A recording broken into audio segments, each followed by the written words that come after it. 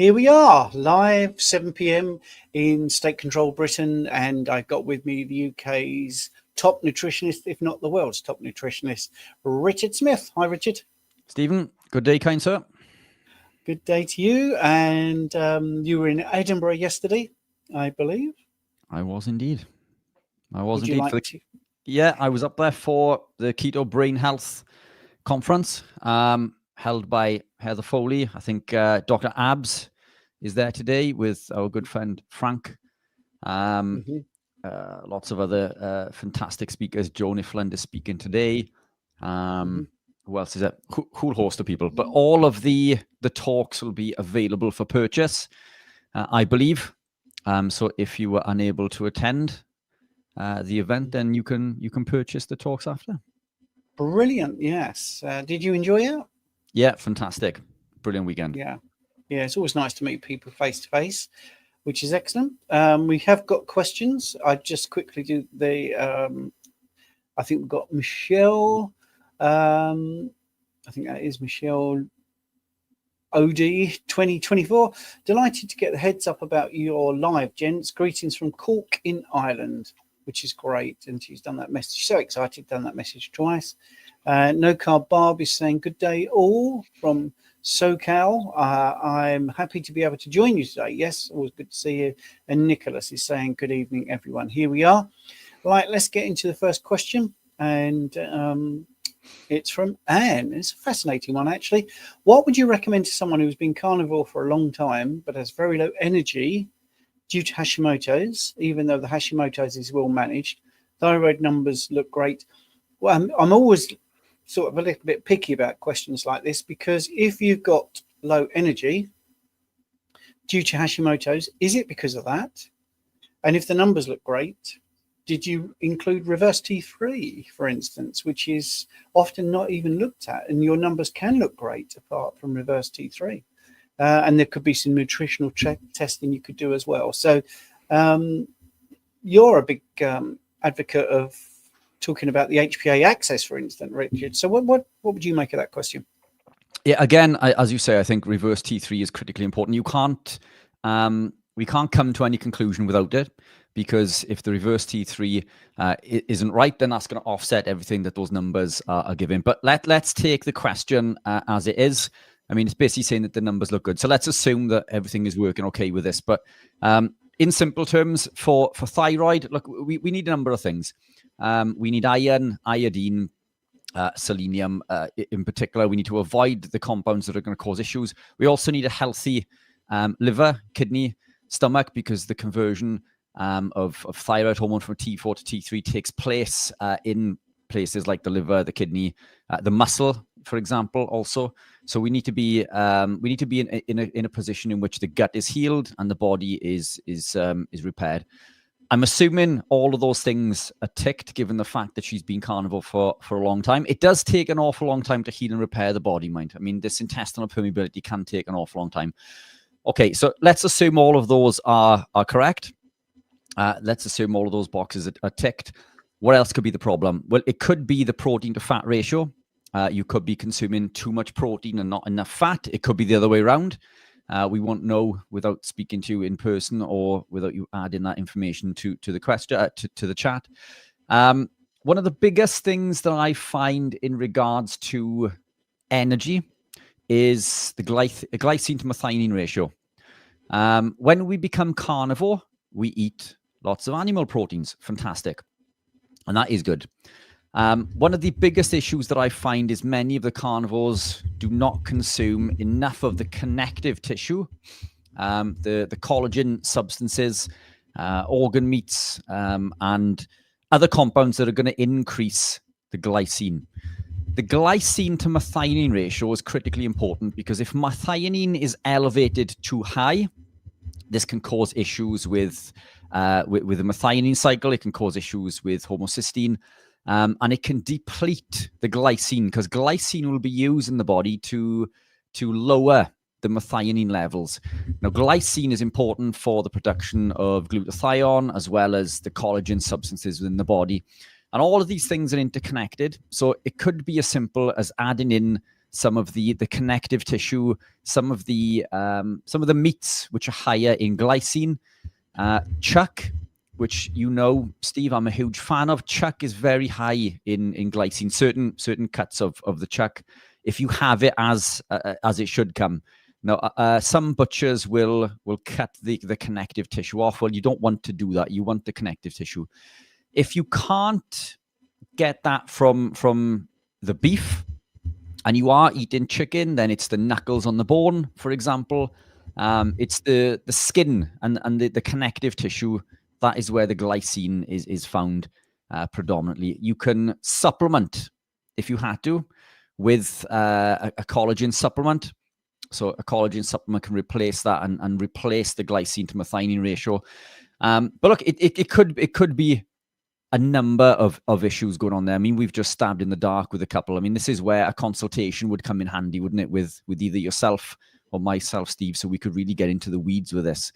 But those are my thoughts in regards to that, with the information that's been supplied there, at least.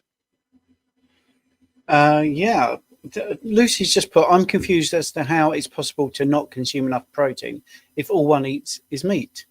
Protein, does it mean one is not eating enough overall? Yes, it really is that simple. Many people think they're eating enough and they're not. The biggest bane of my life is people under eating, and I think Kelly Hogan is very vocal about this. The biggest problem she encounters is people under eating. 100%. It doesn't seem to be as much of an issue when it comes to my male clients. Now, and this brings into thought, basically, meal timings and frequency. Fasting's fantastic. You and I, Steve, we generally eat 1 to 2 meals a day. I'm probably closer to 1 currently, but I eat a lot. I eat well in excess of 1 kilo, per meal. So that box is ticked for me. Now, most women that I work with, and there are exceptions to this, obviously. Most of the women that I work with, they do not consume enough in 1 meal. They do not consume enough protein and fat in 1 meal. It doesn't mean that you can't thrive on 1 meal, but for hormonal production, I find that 2 to 3 meals works best. And in fact, we did a show of hands at the Keto Brain Health yesterday during my talk. And the majority of the women there agreed that they do better on 2 to 3 meals over 1, because they find it difficult to eat enough protein. So that could be an issue. If you're only eating 1 meal a day, then it's quite likely that you're not able to consume enough of those nutrients within that one sitting. There's nothing wrong with eating 2 or 3 meals, especially if they're only split by 4 hours, because we're still eliciting the mTOR reset, which is basically the anabolic pathway. So we're anabolic for 8 hours, which is growth, healing, and repairing. And then we're still in a state of autophagy, which is that activation of the AMPK pathway, where we are in that state of cellular repair and regeneration, autophagy and mitophagy, so on and so forth. So we're still doing that for 16 hours a day, even when consuming 3 meals. So if you fear that you're not consuming enough or you can't do enough in 1 sitting, try incorporating a few more meals, split out 4 hours throughout the day. And they don't have to be equal-sized meals also. You may find that a small meal for meal 1, I don't like the word breakfast, meal 1. So I usually recommend meal 1 about midday. That could be small. Generally then, a medium-sized one for meal 2, and the largest one I usually recommend for meal 3. But if you can't consume a larger meal prior to bed, then mix it around. Put the larger meal for meal 1. That's brilliant. Excellent. Right. Okay. Next question. Is there a lifestyle or diet to maintain uric acid levels in range? Doctor says I have to be on allopurinol for life. Well, when you're on carnivore or keto, low carb, uric acid. Well, let me just take a step back. I did a decade of working in a private blood testing laboratory setting, and people with gout, for instance, if we looked at their bloods, maybe half of them had low uric acid levels and maybe half had high uric acid levels. Or I should really say maybe a third, sort of low, in the middle, and high. There seemed to be no correlation between high uric acid levels and gout. None at all, none whatsoever. And also, when we're eating this way, it is an important antioxidant. But what many people don't realise is it's an important antioxidant, whatever way you're eating. It's about 55% of your extracellular free radical neutralizing is done by uric acid. That's a lot. That is a lot of work against the sort of oxidative stress within the body, and it protects your neuro system, so neurodegenerative diseases. It protects against as well. It's been a long day, by the way, and it supports the blood-brain barrier. So Richard, I think, has got something he's going to put on the screen. So let me get rid of that. I've actually was going to put his question up. I messed that up. So I'll we'll go to your screen and then I'll put the question up. So Richard, you've got something to show. Yeah, that's my uric acid. Right. Over a decade carnivore. So this was part of a presentation that I put together when I did the rebuttal to Dr. James D. Nicola Antonio in regards to acid load and things. And James and I speak regularly. He's a nice guy, real nice guy. We just have varying differences in opinion, I think. And I am going to do some tests that he suggested also.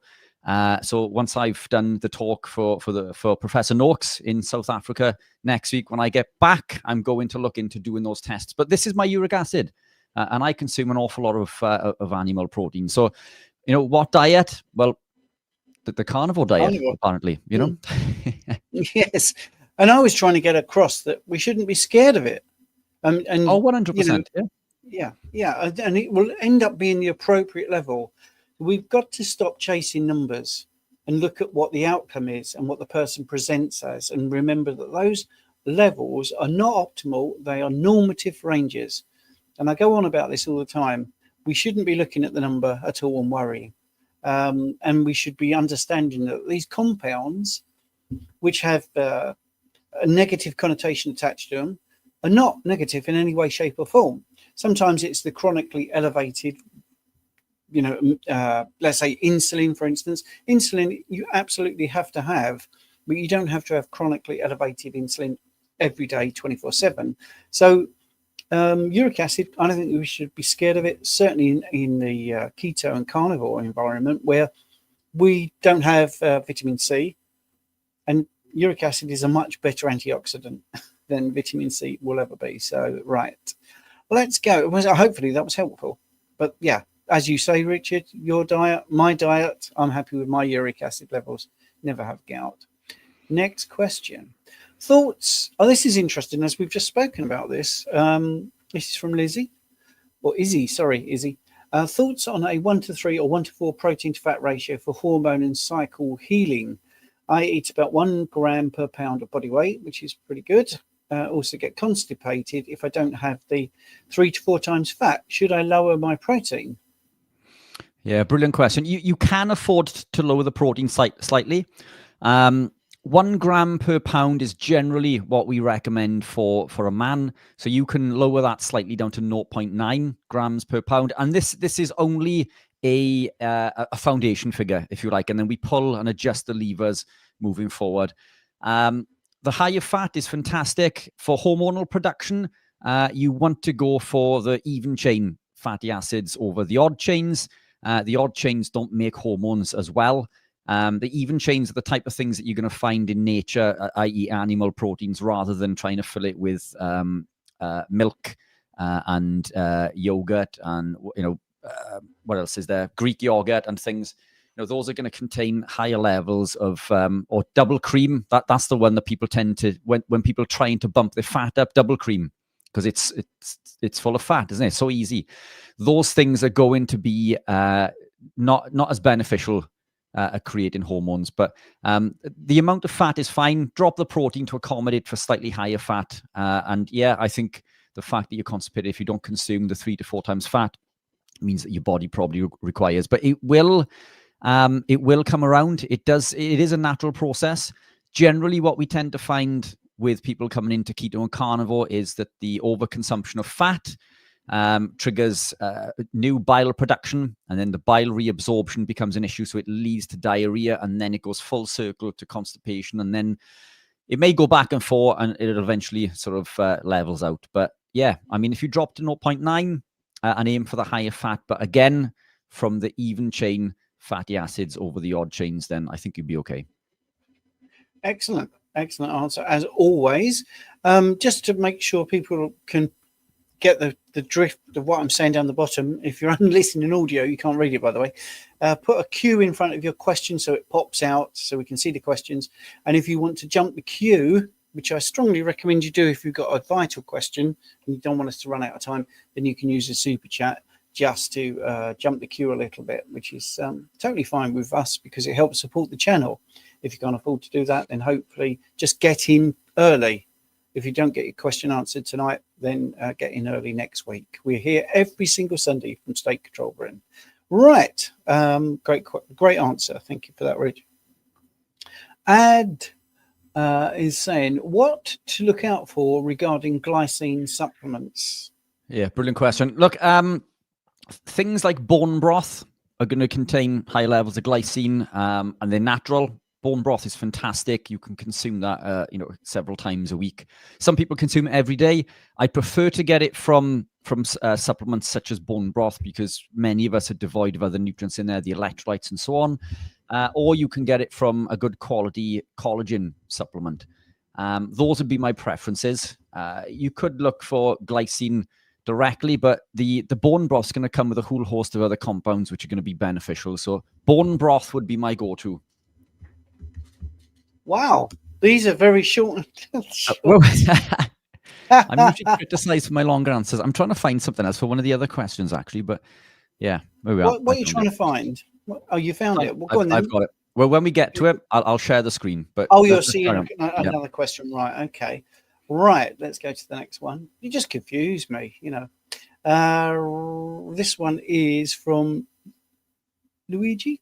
How much do you think genetics is involved in how much someone can become shredded during the lion diet? Yeah, more certainly. Look, we can't change our genetics.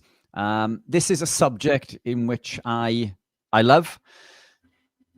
We can't change our genetics, but we can change epigenetically, which basically means that pulling certain levers will allow us to flick the switch so we can achieve things that maybe we wouldn't previously. And diet is the biggest switch or the biggest lever that we can pull. Keto, carnivore, lion, these are big levers. This is what's going to allow us to do this. That said, with me, when it came to competing, the first competition that I ever did, Luigi, I managed to get into single figure. So that was like 8 or 9%. And that was the leanest that I had ever been in my entire life. I could not get below that 8 or 9% because my body just said no. It shut down. Basically, the body likes to operate at a level of homeostasis, and it takes a lot to move through that support and the resistance. We've got to almost test this resistance several times before we'll break through, and that resistance will then become the support. But you can't do this continuously. So over the course of 5 years, and it took me 5 to 6 years to get down to 2%. But I would cut for competitions twice a year. So every time I was cutting, I managed to become leaner and leaner and more shredded. Naturally, I'm not ripped and shredded. So I have abs. If I was to stand up now and show you my stomach, I have abs. I'm single figure body fat, but you can see that I still hold a small layer of fat over my abdominals. I still hold a small layer of fat because that's where my body likes to be. That's where my body likes its level of homeostasis. Now I can force through that, but then it starts to affect other things in my life, my mood, my energy, my mental clarity. So I keep coming back to the level that I am now. And I'm probably about 7 or 8% maybe at the moment. But to get down to being ripped and shredded, you need to pull additional levers. So genetics, big part, but that doesn't mean that you can't achieve the shredded look.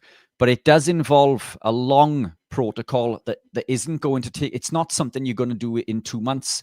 It's going to take, depending on where you are, it's going to take a long time. It's going to take lots of lever pulling, changing the tactic also, because what works now will only work for a couple of weeks, and then we need to change the tactic in regards to macro manipulation and so on and so forth. But Luigi, if that's something you're interested in, you can welcome to book Stephen or myself for a consultation. This is the type of thing that we can really get into during the call. Cool. That's excellent. I'm just double checking to see if there's any more super chats, but there isn't at the moment, so we can go into the next question. I mean, I am not a big fan of genetics in general, because I do think epigenetics play such a big role, and whenever we look at genetics, it's still epidemiology. There's very few actual nailed on genetic causes of certain things. Sickle cell anemia might be one of those things, but we are what we eat. When we're children, we are what our parents eat in the main, because we eat what they buy. I mean, it's that simple. So in our formative stages, definitely, I think nurture is a big factor rather than nature. But anyway, right, let's go into a simple question here from Adonis, which is, what do you guys think about salt? I've heard some people in the raw carnivore primal groups saying that salt is toxic. Well, that's a bit silly, because we definitely need sodium. We definitely need salt. In the wild, animals will walk miles to get salt. It is essential for physiological functions. We know that. Nerve impulses, muscle contraction, fluid balance. Richard knows more about this, but I'll give him a break. Regulates your blood pressure up or down. Doesn't necessarily have to be bad, for instance. You know, when you're looking at the adrenals and you've got aldosterone, you know, that is pulling salt out of the kidney to put it in the blood to increase the blood volume, therefore putting your blood pressure up. It's not pathology. So there's lots of good things about salt. Now, there are some people that don't thrive on extra salt. There's salt in the meat, there's salt in bacon, there's salt in eggs, little tiny bits, but can be enough for some people. But is it toxic? Well, you can have too much of anything, absolutely. But the good thing about salt is we have receptors in our tongue, and our brain will go, wow, that's too salty. So we do have something that modulates our salt intake. Anyway, go on. Sorry, Richard. That's fantastic. Yeah, look, you've just nailed everything that I was going to say, because it's we salt to taste, you know, and that's why salt into taste is incredibly beneficial. Some people on raw carnivore don't require salt. They may be sedentary and not super active also. So their requirement for salt is going to be less. But sodium, potassium, calcium, magnesium, these are compounds that are found, as you say, Steve, in all the animal proteins that we consume. So if you consume enough of the right thing, then it's quite likely in some cases that you may not require additional supplementation of salt. You know, and potassium is found 4 times higher in red meat, well, in animal proteins than sodium is. But it was once a commodity, wasn't it? You know, salt was worth an awful lot of money for trading, and it's incredibly beneficial. The body needs salt. Now, this study covers over 100,000 participants over 17 countries, and it looks at the association of all-cause mortality and sodium consumption. And what it shows is an inverse association, which basically means the less sodium we consume, higher our risk of death, with the sweet spot, according to this, being between 4,000 to 6,000 milligrams each day. I would argue closer to 10, because this study measured the sodium that was excreted, not the sodium that was consumed. I consume closer to 10,000 milligrams. Now, if I were to eat a true ancestral lifestyle, which basically means eating everything within the animal, so that means eating the lean cuts, the fatty cuts, the connective tissue, the collagen substances, the knuckles, and drinking the blood, I may not require any additional supplementation of electrolytes.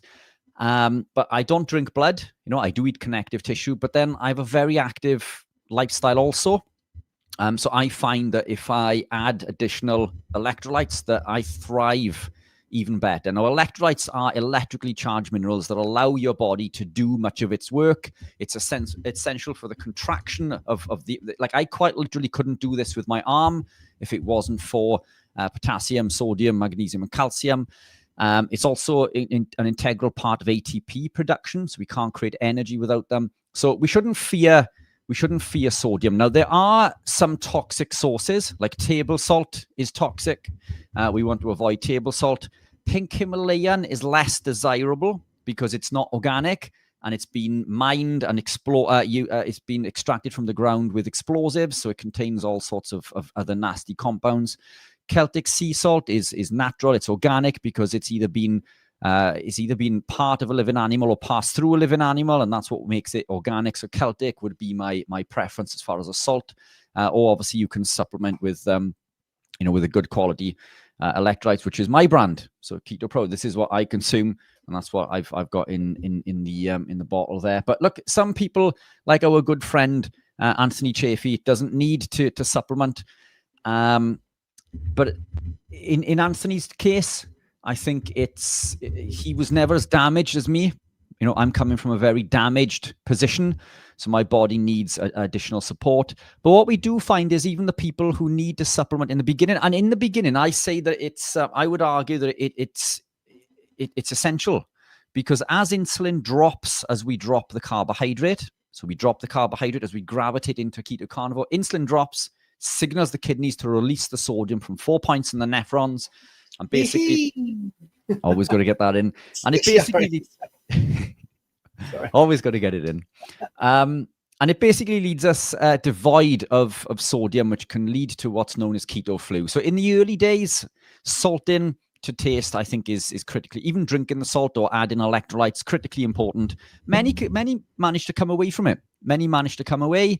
But most thrive with a good quality electrolyte or add in the salt, because many of the proteins that we get today, unless you can get very good quality, are devoid. They're not the sources of electrolytes that they once were. The quality of the beef in supermarkets, for example, isn't that it once was.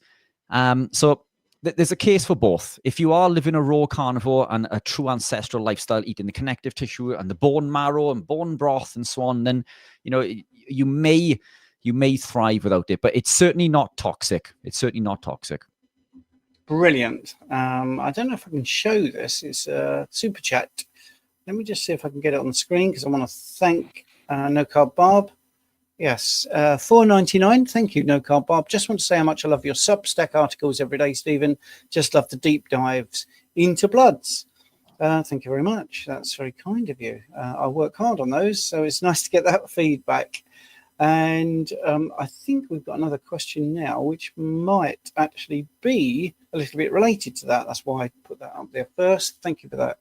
Nicholas is saying, is there nuance to measuring kidney function on a meat-heavy diet? I recall this was discussed in a past Q&A on a school session, but cannot remember what the recommendation was about creatinine. Yes, well, creatinine is used to give you what's called your eGFR, and the E is the clue here. It's the estimated glomerular filtration rate. So the filtration rate of your kidneys isn't actually measured, it is estimated. And that's because what they're doing is they're looking at creatinine, which is really a muscle protein breakdown byproduct. So there's a dietary aspect and a muscular aspect to the eGFR. It's not a direct, and Richard's got something on the screen in a second as well, so I can see it, Rich. But if you want a better measurement than cystatin C, which is a protein, and it's not actually filtered by the kidneys. This is one of the reasons why it's a better measurement. So it's not reabsorbed in the tubules, it's not metabolized by the proximal tubules. It's a protein that is going to tell you how well your kidney is actually doing. Now, people might think, well, this is just, a piddly little amount. Well, it isn't, because I had a client, the one I can remember off the top of my head, I put it in my bloods book, and she had doctors and physicians freaking out, saying she might need dialysis, she might need a transplant, because her kidney function on the eGFR was pretty low. It was around the 60 mark, which isn't actually that dangerous here in the UK.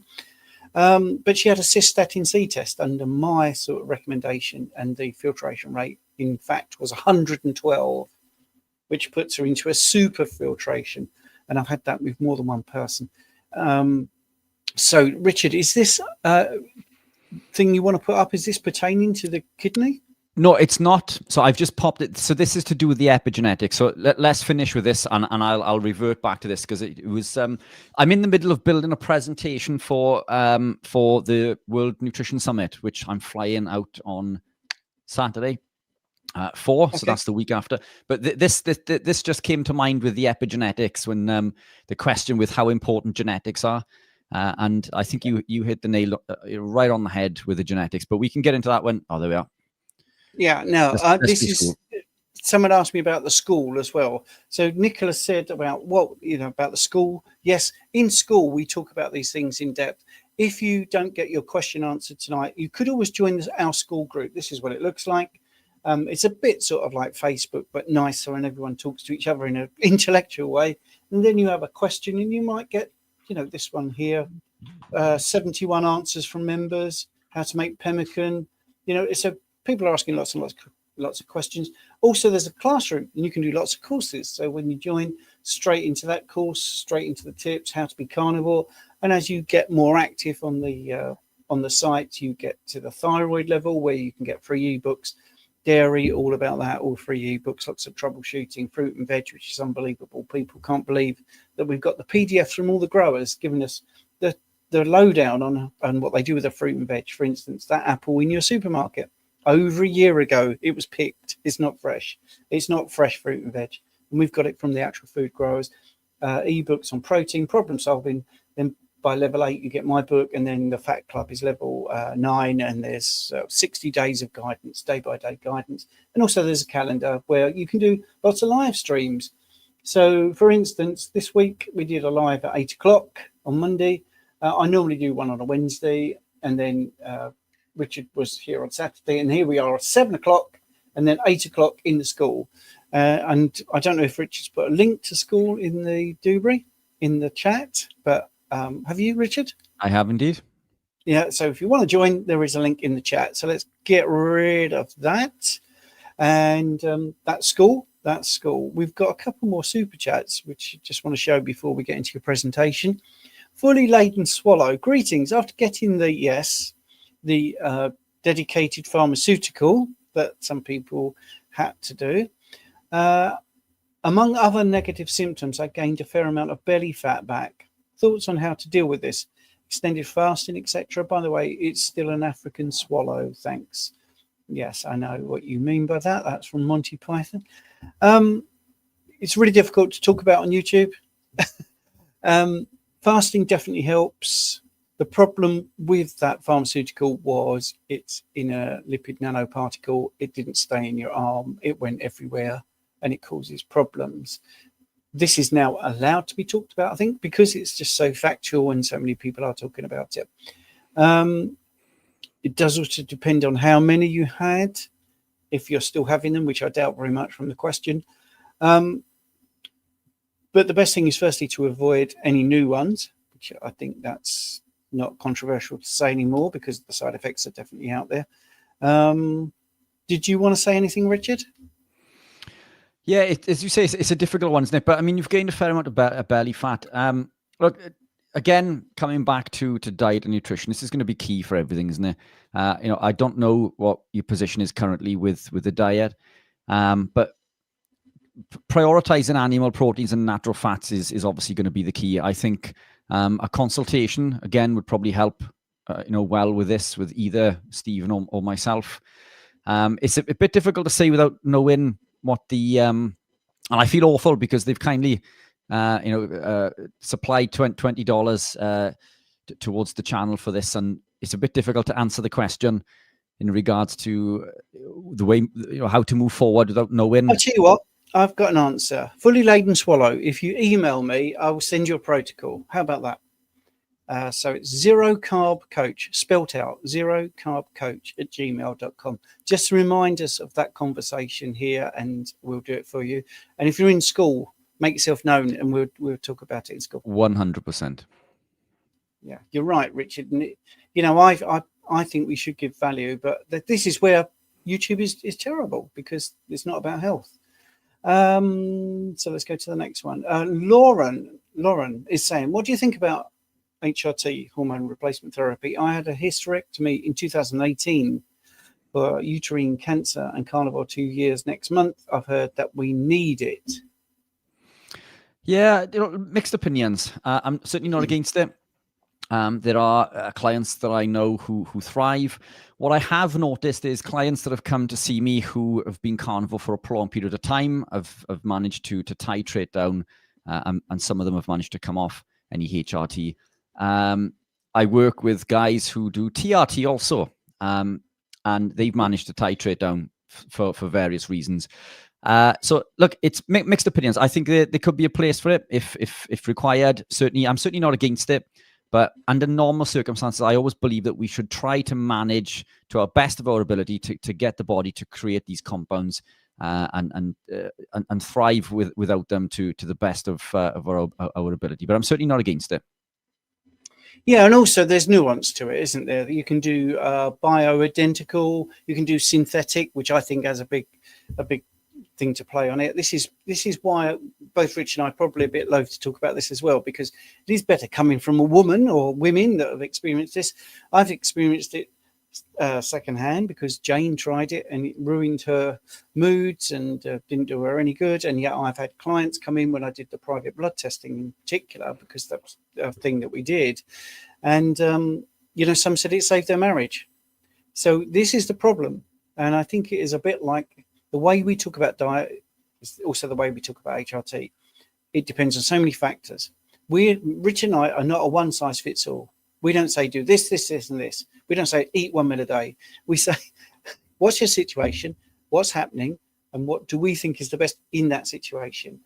So I would, I would look into it. I would look into the side effects definitely, because that might put you off, because there are some side effects. But with all medications, there's side effects.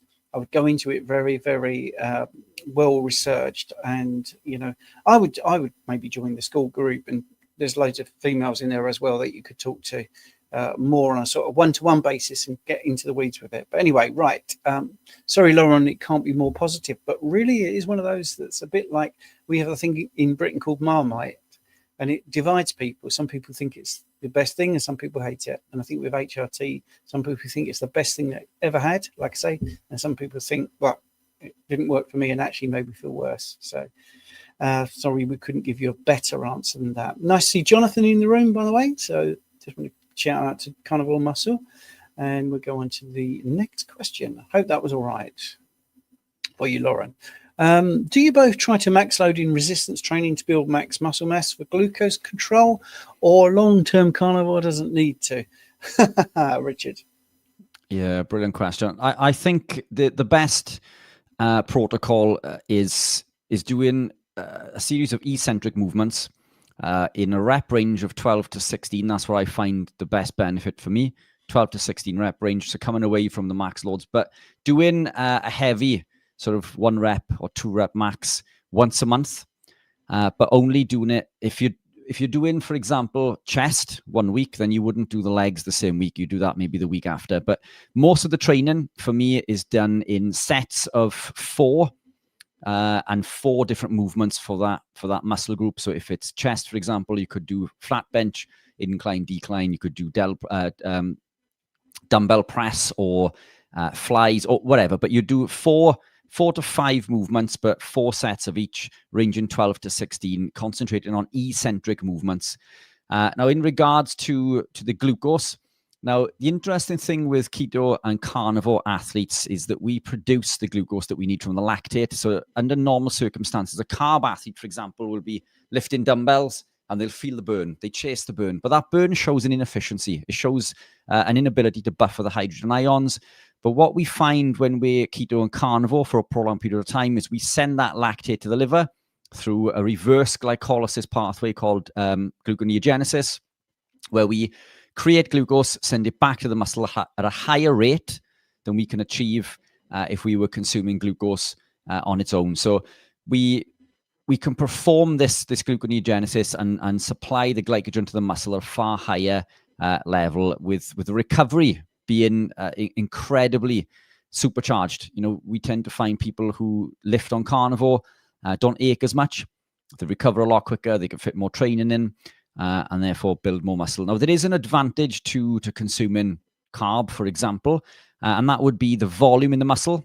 So when we consume carb, we store glycogen in the muscle. For every 1 gram of glycogen, we'll store 3 to 4 of water, and this will help with leverage.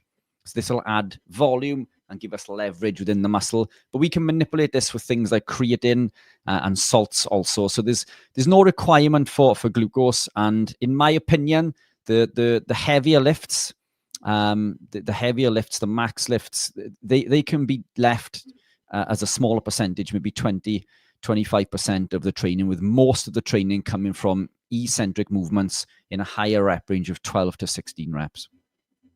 Brilliant. So, yes, I did a bodybuilding show when I was in my 20s. It was a natural show. And I can't remember what my training routine was, but I do know my training partner went on to compete for Mr. England, which, so we were quite serious. But now, what do? Well, actually, I'm going back to the X3 bar because I quite like the variable resistance and doing 1 set, working out to failure. I really like that, and I think that worked for me. For the last 2 years, I've been doing gym work, and I don't think I get anywhere near as much benefit as I do from the X3. When we're talking about training, I want to make this really broad as well, because people often say, when's the best time to train? The time you can do it is the best time you can do it. Because if there was a study, and I hope Richard agrees with me, and it said 5 o'clock in the morning is the best time to train. If you can't get up at 5 o'clock in the morning and you've got kids and you want to see them off to school or whatever, then that isn't the best time to train because you won't necessarily do it or something will suffer. So I believe that training to your own personal situation is the best thing. So, I mean, we've got Jonathan in the room who looks absolutely awesome, but I would imagine Jonathan works to his lifestyle. You know, I would imagine that he doesn't go, I can't speak for him, but I would imagine that's what he does. He works out in a way that works for him because he has a few restrictions as well, but you can get results with, he's a proof of that. You can have some things that are holding you back, but you can still get results if you want to put the time in. But yeah, I never, ever have worked out because I want to get more muscle to control my glucose. For the last 11 years, I've controlled my glucose by not eating any. This is, so I'm not being facetious. I'm just saying. But great question. I like that question and great answer from Rich. Michael is saying, are you familiar with the book Eat Like Animals? Yes, all animals, herbivore or carnivore, eat until protein needs are met. Yes, this is the protein leverage theory, which I do think has a lot of validity, actually. I know the book talks about we have appetites for all different types of things, even our sodium. And I think that's pretty obvious, actually. I'm not belittling the book or you, Michael, for asking the question. I think the body's really smart. I think we know when we need more fats. I think we know when we need more protein. Sadly, when we're dysregulated in our eating and all the processed foods and the food companies manipulating our taste buds and making things hyper palatable, we fall into traps where we lose touch with our basic satiety and hunger signals, and we don't really listen properly. And I think the more carnivore you go, the more they come back, actually. And I think yes, it's a good book. It's an interesting book. I definitely think the protein leverage hypothesis has a lot of validity because, what they say in the book, for those that haven't read it, is a lot of people overeat in the modern diet because the body's saying, eat more because we still haven't got enough protein. Well, that makes sense, doesn't it? If you're eating cereal and you're eating toast and you're eating jam, there's no protein in these things. Yeah. Richard's screwing his face up for people on the audio. And it is true. We're eating all this stuff and you go, I'm still hungry. I know there's other mechanisms with carbohydrates as well, like sugar crash after a sugar high. But I also think the body is saying, we still need some more food because we definitely need some more protein because it's so smart. But anyway, right, let's go to the next question. And it is interesting. Niam, I don't know how to pronounce that name. I'm very sorry. I think it's Irish. But anyway, right. Since going carny 1 year ago, I experienced PVCs. So that's premature ventricular contractions or palpitations, unsure which. What could cause these? I took iodine for a time since starting. I've since quit, but what could cause these? Brilliant question. Three things come to mind off the top of my head in relation to being carnivore. Fat could be too high. Fat can be a stressor on the heart in the early stages of being carnivore. 1 year isn't an awful long time, so your fat consumption could be too high. So that's one thing to potentially look at. The second thing is that your sodium could be too high, or your potassium is too low. The potassium being too low can cause issues with palpitations because potassium calms the heart. So if you are supplementing or adding an awful lot of salt, then maybe start removing some of the salt, or look at adding in a potassium supplement to help offset all of them. I think, is she in the school group? Because this could be something we can get into during school. I'm unsure. Yeah, but it's those are the three levers.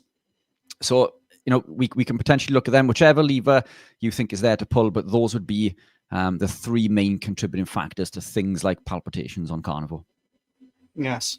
Thank you for people putting me right in the chat about how I should pronounce that name. I do apologise. And how is it? I'm useless at pronouncing names. Go on, hit me with it says here that I should say Neve. But this is the thing, if you look at the spelling of Siobhan, I think it's something like Siob. yeah, it doesn't sound right, does it? But anyway, sorry to muller your name. I do apologise. This is why Richard doesn't like reading the questions. He wants me to. Right, Pillock, and that's fine. I don't mind. It's all true. It's all true. Russell. Okay, here we go. What fat to protein would you recommend to lose with on carnivore? Been carnivore for almost 3 years and having trouble losing weight. I've been eating a lot of butter to get my fat over 200 grams. This is one of the things that we would. Sorry, that's the problem. Yeah, this is one of the things that we just said. We're not prescriptive. If you're not losing weight, why are you eating 200 grams of butter? There you go. There's the problem. Yeah. Don't get your fat up just because everyone says you need that amount of fat. If your body is telling you you don't need that amount of fat, it's telling you that. It's saying, hey, guy, thank you very much for this, but we're saving it for a rainy day. And you just look in the mirror and think, right, okay, I've got to change something up here. So I hope that was helpful, Russell. I think that's going to be it. Yeah, just sorry, Richard. Yeah, no, just to quickly add, just to give some support moving forward with that. Look, if we consume lots of fat, we can increase ketone production, and this is where the whole miscommunication comes from. Because if we increase ketones, we're burning more or oxidizing more fat, but we're oxidizing the fat that we're consuming. Now, the thing with butter is, again, those odd chain fatty acids, they're more likely to store. So come away from, remove the butter, and even remove butter from cooking. Just doing that one thing for now, while maintaining the amount of protein that you're consuming, will allow you to lose some of that body fat. But what works now, there is no perfect macro ratio, because you need to pull levers from time to time. You need to change things up. Sometimes you'd increase the protein, drop the fat. Other times you'd increase the fat and drop the protein. Other times you'd implement some fasting. But what I would say is that we wouldn't pull any of those levers until we're healed, because healing the gut is job number one. And I think coming into keto carnivore, healing the body is the most important thing. Once the hormonal production is back to where it should be, then we can start to pull these levers to burn body fat. But remove the butter. Was it Russell? And I think you'll start to see some positive movement. Look, we can either burn, and burn in the sense that we understand it's oxidized, but we can either use the fat from there, or we can use it from this. If we lower this, we use more of this. And Brilliant. It's as simple as that from a simplistic perspective. Yeah, and Craig is just saying, Lauren, the school group is well worth it, if not just for the live videos, which we've got one in 12 minutes, and we'll be there for at least half an hour, and then we've got one on Monday as well, and I do one on Wednesday, so you can get your questions in. If we don't cover your question tonight, I would definitely do that. And don't forget, the price stays the same for life once you join, whether you join on an annual basis or a monthly basis. And when the prices do go up, which they will shortly, you won't you won't get that price increase. So everybody that's done that in the past has joined up. They've never had a price increase. So that's a pretty good thing. So let's have a look at the next question, which is from Jonas. What do you think about the cortisol increase of long distance cardio? I've been interested in long duration cardio for the dopamine receptor restoration, which is a really nice way of looking at it. What do you think, Rich? Yeah, look, if you want to compete in long distance running, then you have to run long distance. But it does cause problems, because it will eventually cause issues with what's called the HPA axis, the hypothalamus pituitary adrenal axis. What happens when we run for longer than an hour is that the body starts to release adrenaline and cortisol, and it sends a negative feedback signal to the hypothalamus pituitary to stop production, and then that's it, job's done. It's a natural stimulation that occurs during certain circumstances. But the problem is that overexpression will lead to high levels of cortisol for a prolonged period of time.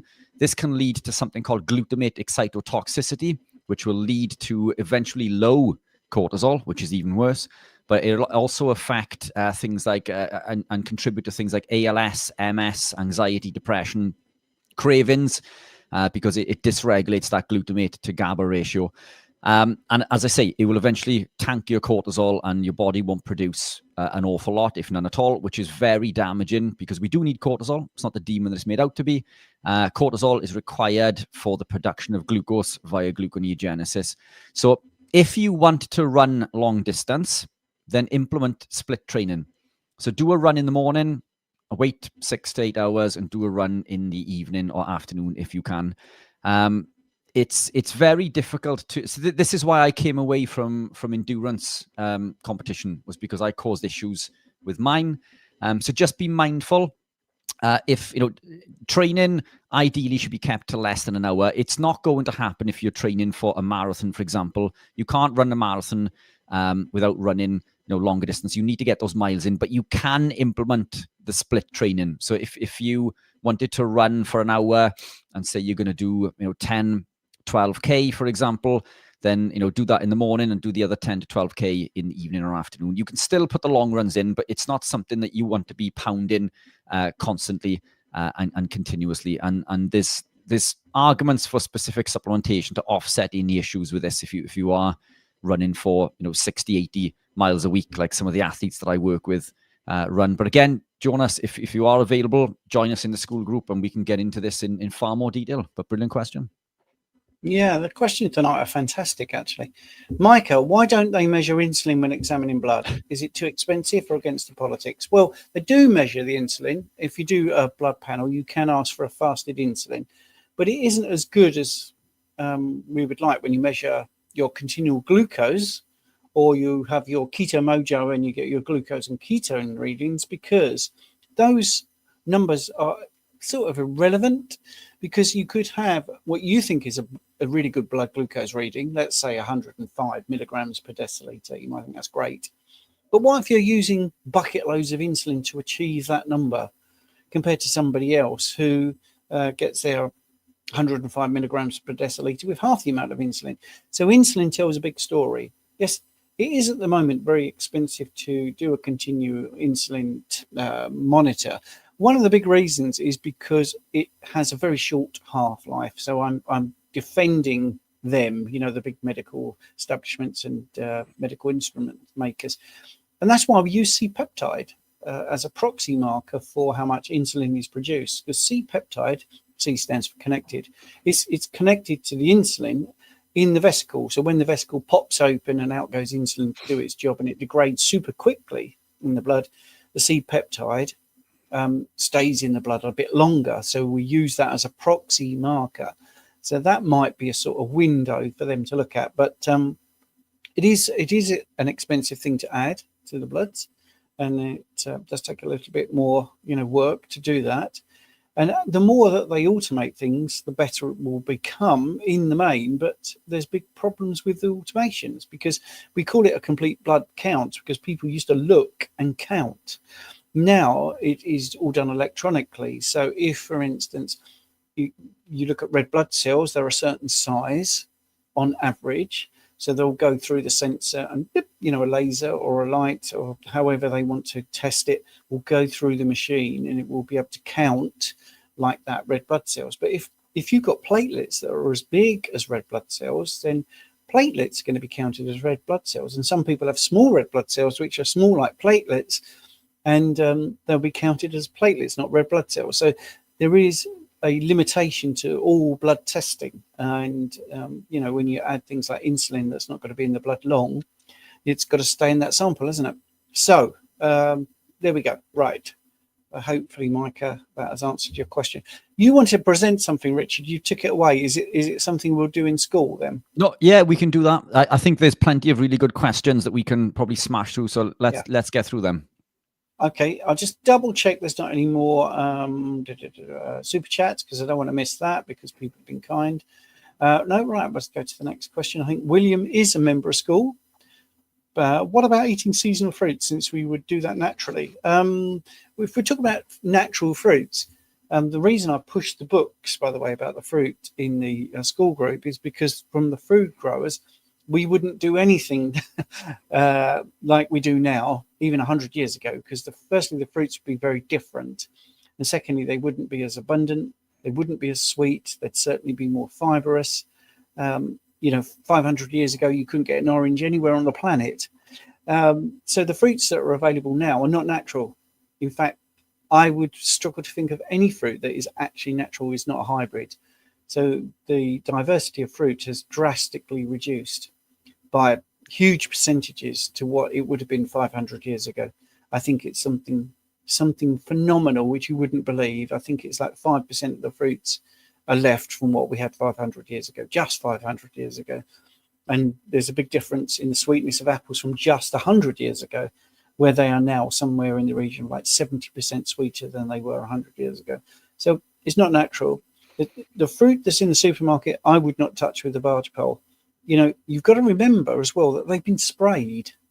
And I heard something fantastic today. We are the only species that is stupid enough to spray poison on all of our food so other animals can't eat it, and then we eat it.